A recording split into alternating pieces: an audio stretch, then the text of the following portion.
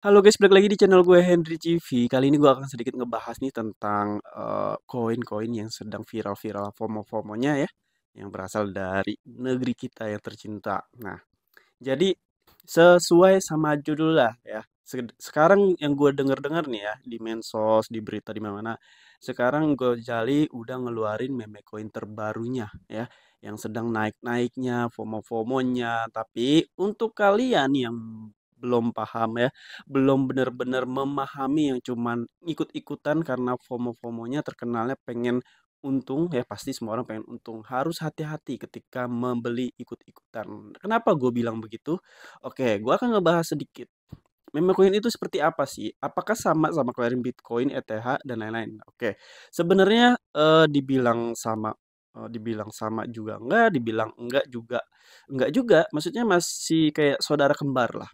Nah, kenapa bisa disebut meme coin nih? Karena koin-koin yang tersebut itu jenisnya itu logonya itu biasanya menggambarkan ya, ada suatu entah itu muka, karakter dan lain-lain. Nah, contohnya seperti apa meme coin itu? Ya, contohnya kayak Shiba Inu, Dogecoin. Nah, plus minusnya perbedaannya apa sih sama yang koin kripto biasa Bitcoin dan lain-lain. Nah, jadi kalau Bitcoin itu ya kan udah ketahuan project-projectnya ETH dan lain-lainnya untuk mata uang lah ya.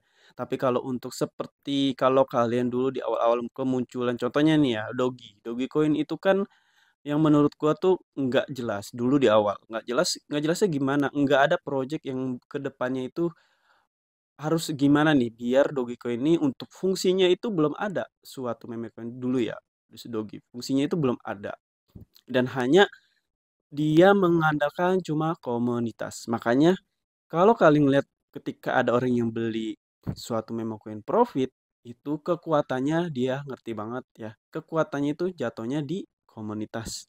Jadi ketika komunitas meme coin ini suatu meme coin ini besar nih ya, di FOMO terus digoreng terus diberitakan.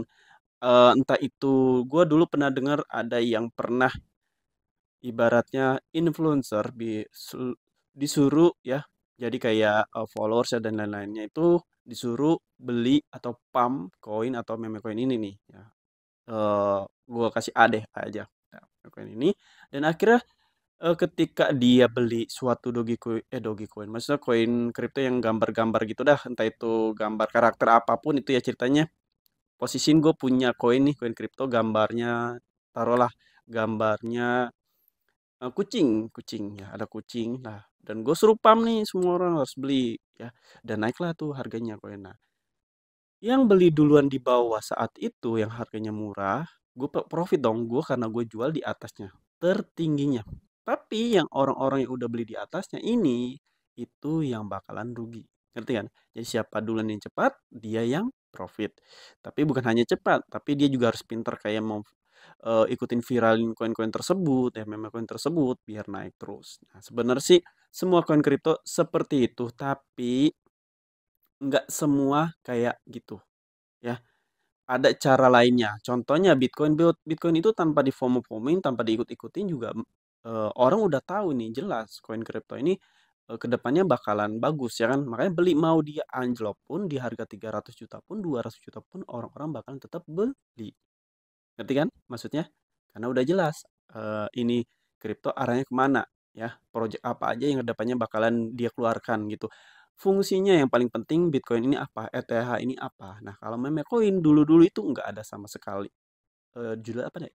Likuiditasnya ya nggak ada sama sekali dan cuma mengandalkan kayak grup komunitas ya di pom abis-abisan ya. Dogecoin juga dulu awal begitu kan harganya cuman beberapa contohnya ya, Dogecoin itu dulu cuman harga paling murah tuh sekitar rupiahan ya.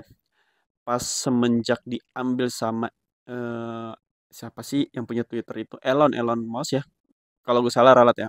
Oh Elon Elon apa namanya, pokoknya yang punya Twitter saat ini dan dia FOMO-in terus tuh di Twitter. Dulu juga Twitter kadang diubah jadi lambang, Dogecoin ya kan. Jadi lama-lama orang-orang kayak ngikutin dia ya, belilah. Banyak yang ikut FOMO, banyak keikutan berita, belilah. Nah, akhirnya Dogecoin naik. Dan suatu ketika ternyata Dogecoin anjlok lagi. rugilah yang di atas. Seperti itu. Bukannya gue nggak ngajarin untuk kalian beli apa enggak nih. Nah, itu seterah kalian, tapi gue hanya ngasih tahu kalian hati-hati ketika kalian beli itu harus pahami dulu ya. Contohnya nah nanti gue jalin nih ya kan udah ngeluarin meme coin yang emang udah sekarang naik-naiknya lagi naik-naik. Ya itu seterah kalian ya. Kalau ini sesuai pengalaman gue, banyak banget koin-koin yang dari dalam negeri kita ya, yang keluar baru-baru dulu-dulu, yang awalnya booming-booming banget. Pasti tahuan kalian sih dibandingkan gue. Kalian cek aja di Google koin asal Indonesia yang booming dulu-dulu dan akhirnya saat booming-boomingnya, saat FOMO-FOMOnya, itu kenapa bisa kayak gitu ya karena komunitas mereka ada artis yang ngeluarin juga kan waktu dulu ada artis ngeluarin koin eh, token dan lain-lain dah pokoknya dan akhirnya mereka share tuh, mereka beritain semuanya ke medsos mereka dan akhirnya orang-orang yang ngikutin mereka. Jadi orang yang nggak paham tentang koin kripto tuh beli kadang-kadang karena ikut-ikutan si A, ikut-ikutan si pihak artis B ya karena akhirnya ini bakal profit, ini bakal untung gede, makanya mereka ikut-ikutan. Dan ketika harganya udah dipucuk, nah itu dijual sama yang punya. Mereka untung, yang rugi tuh kalian yang beli di pucuknya. Jadi kalian harus pahami ya, gimana teknik triknya biar kita bisa terhindar dari kerugian seperti itu. Pertama, analisa dulu ya. Yang kedua, lihat harganya. Tapi kalau kalian benar-benar mau main-main sama meme coin itu ya, meme coin itu dulu itu sebenarnya tujuannya buat mempermudah orang-orang yang baru belajar koin kripto. Ya, karena harganya murah. Beda cerita dulu kripto kan masih mahal ya. Beberapa nah, makanya dikeluarkan meme coin seperti Dogecoin, Shiba Inu. Nah, sekarang tapi Dogecoin sama Shiba Inu tuh udah bukan kayak meme coin dulu. Karena sekarang udah jelas kegunaannya, proyek ya fungsinya. Kalau kalian cari-cari di Google banyak ya. Jadi yang tadi gue bilang pahami marketnya dulu. Pahami kayak komunitasnya itu pahami ini harganya udah di harga tertinggi belum. Kalau benar-benar di harga tertinggi jangan. Tapi kalau gue sendiri nggak ada keinginan buat beli meme coin ya. Maksudnya belum ada kayak gue lebih fokus ke koin-koin kripto yang emang gue paham nih, gue tahu nih. Karena meme coin itu rata-rata kan kayak musiman ya, menurutku musiman yang eh 100 banding 2 atau 3 yang bakalan berkembang bagus ke depan. Itu tergantung ownernya pemiliknya. Jadi nggak ada kemungkinan kalian bisa untung juga. Kalian bisa untung juga kalau kalian beli koin tersebut. Bisa untung ketika kalian udah emang benar beli di harga awalnya dan dia naik. Tapi kalau udah bukan di harga awalnya, ya siap-siap aja. Kalau kalian emang benar pengen nyoba yang baru untuk pemula khususnya kalau untuk pemula mending belajar dulu koin kripto itu banyak ya. Belajar pelan-pelan, analisa dulu ya kan.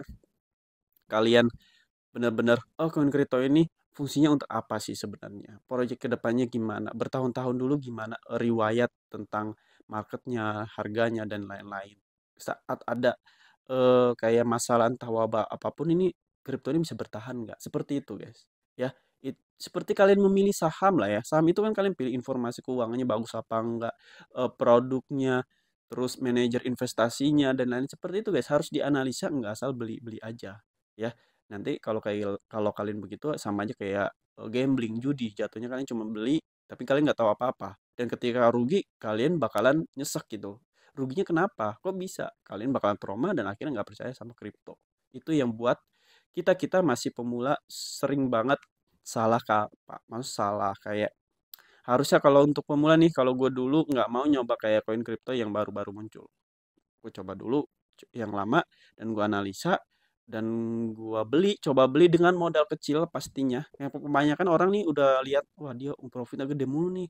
Dia untungnya juga besar banget. Gue coba deh dengan keuangan yang besar berarti kalau gue dengan modal segini berarti gue bakalan profit lebih besar dari dia. Nah, itu kebanyakan pemula tuh pengen begitu. Jadi, gue harap kalian pakai modal kecil kalau kalian mau nyobanya. Sebenarnya nggak menjerumuskan kalau kalian nggak beli, tapi hanya memberitahu eh, resiko-resiko ketika kalian beli koin kripto seperti contoh meme coin yang baru benar-benar muncul ya, baru benar-benar yang cuman FOMO-FOMO doang ya, apalagi yang cuma mengandalkan komunitas. Jadi gue nggak benar-benar ngarahin kalian buat beli atau enggaknya, tapi seenggaknya di sini gue akan ngasih tahu kalian cara meminimalisir resiko biar kalian nggak benar-benar rugi 100%. Siapin modal dengan kecil. Ini kalau kalian benar-benar ya, kalau kalian benar-benar pengen penasaran nyoba, udah nafsu banget itu sama koin, ya udah. Coba dengan modal kecil ya. Kedua, analisa dulu ya, lihat dulu apakah kalian udah di harga tertingginya atau belum pas beli. Nah, yang ketiga untuk kalian yang emang gak ada niatan untuk beli, tetap belajar di koin kripto yang benar-benar pasti aja karena sekarang kripto bisa dibeli dengan modal yang sangat kecil ya, dari 11.000, 12.000, 13.000, oke? Jadi mungkin segini aja yang bisa gue kasih tahu ke kalian, hanya memperingati aja, bisa bantu-bantu sesuai pengalaman gue aja. Jadi nggak gue nggak bilang kalau koin kripto yang diciptakan orang lain itu jelek atau bagus banget, nggak bilang. Yang penting kita ini memposisikan biar kita nggak mengalami, bisa manajemen kerugian yang kita alami ke depannya. Kita kan tahu kalau investasi itu banyak banget resiko kerugiannya. Jadi gimana caranya biar kita nggak apa namanya, nggak terdampak lah ya, nggak terlalu terdampak atas kerugiannya. Ibarat kita tetap bisa untung dan profit ya, meskipun itu hanya kecil. Oke, mungkin cukup sampai sini yang bisa gue kasih tahu ke kalian, dan sampai jumpa lagi di next video.